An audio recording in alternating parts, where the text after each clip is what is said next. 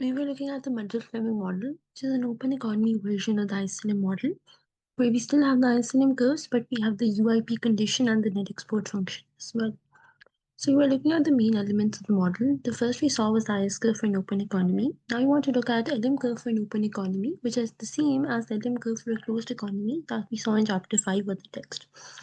As in chapter 5, under the assumption that the central bank targets the interest rate, the LM curve will just be a horizontal line at the level of interest rate chosen by the central bank. So that level is given by I bar. Then the equation of the LM curve will simply be I is equal to I bar. This is similar to chapter 5 of the text. So the LM curve is not changing once you go from the closed economy model in chapter 5 to the open economy version. Now, the third and last element of this model is going to be the interest rate parity condition, where we know in the exact form, the interest rate parity condition from chapter 19 is given to us as Q1 plus the domestic interest rate is equal to 1 plus foreign interest rate times current exchange rate divided by expected future exchange rate. What we're going to do is we're going to take this interest rate parity condition in the exact form. We know there's an approximate form as well for this, but we're working with the exact form. So we're going to take this interest rate parity condition in the exact form, and we're going to rearrange this to make the current exchange rate ET the subject. Once we do that, so you can make ET the subject. This is 1 plus IT. You take ET plus 1, you multiply there. 1 plus I star T gets divided there. So in this way, we can rearrange it to write the current exchange rate ET, right? So now what we're going to do is, now we have this, right? Now we have the interest rate parity condition solved for the current exchange rate ET.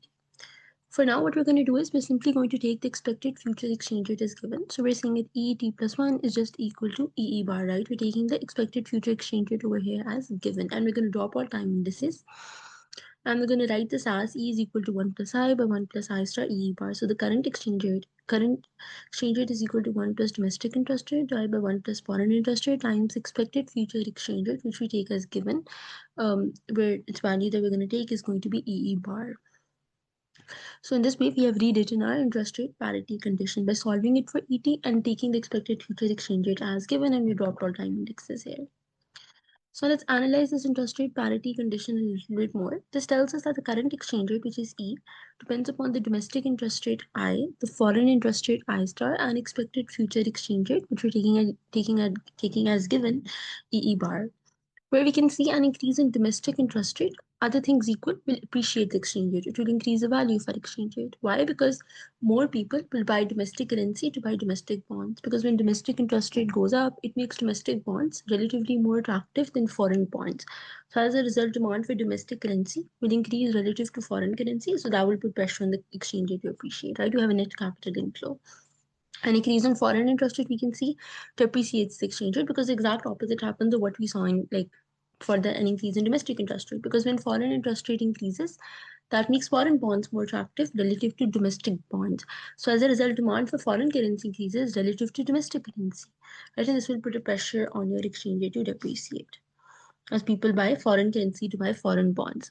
Similarly, an increase in the expected future exchange rate will appreciate the exchange rate today. So we're seeing we have basically taken the third element in our Mundell-Fleming model, our open economy version of the ISL model, is the interest rate parity condition that we derived in chapter 19. What we did was we took its exact form, solved for the current exchange rate, and took the expected future exchange rate as given, equal to E bar, and then just dropped all time indexes. And from here we can see this tells us that the current exchange rate depends upon the domestic interest rate, foreign interest rate, and expected future exchange rate. So the open economy version of ISLM model, which is the Mundell-Fleming model, is given as follows, right?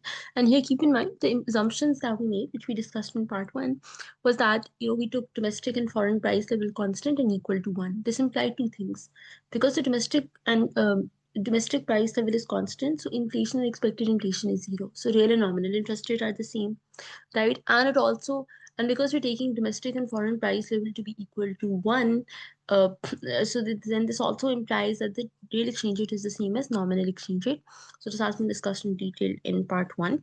So just keep in mind, given the assumptions that we have made, which like we discussed in part 1, implies that the real interest rate is equal to the nominal interest rate and real exchange rate is equal to the nominal exchange rate. Right, so that is why when you wrote this is the IS curve equation that we have from part 1, where we saw that investment depends upon real interest rate, but given our assumptions, because real and nominal interest rate are the same, so we've written nominal interest rate here. Similarly, net exports depend upon real exchange rate, but given the assumptions that were made, real exchange rate and nominal exchange rate are the same, so we've written the nominal exchange rate here. So details of this are in part 1 already, where we looked at how do we come up with this equation in the IS curve. And then we have the equation of LM curve, which is I is equal to I bar, same as in a closed economy, where we're assuming that the central bank is targeting the interest rate. So the LM curve is just a horizontal line at the level of interest rate chosen by the central bank, in this case I bar. And then the last element of this open economy version of the ISL model is a UIP condition, which, like we saw, we took the UIP condition in exact form, solved it for our current exchange rate, and then took the expected future exchange rate as given, dropped all time indexes, and got this.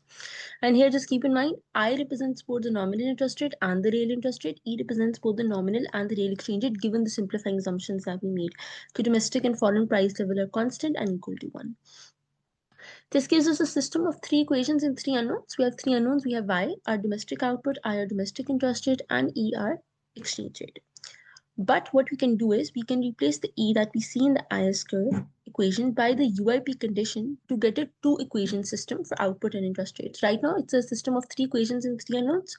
We can convert it into a system of 2 equations and 2 unknowns by replacing this E that we have in a UIP condition with the E that comes in the net exports. Once we do this, we end up with a system of 2 equations in 2 unknowns, I in Y and I, domestic output and domestic interest rate.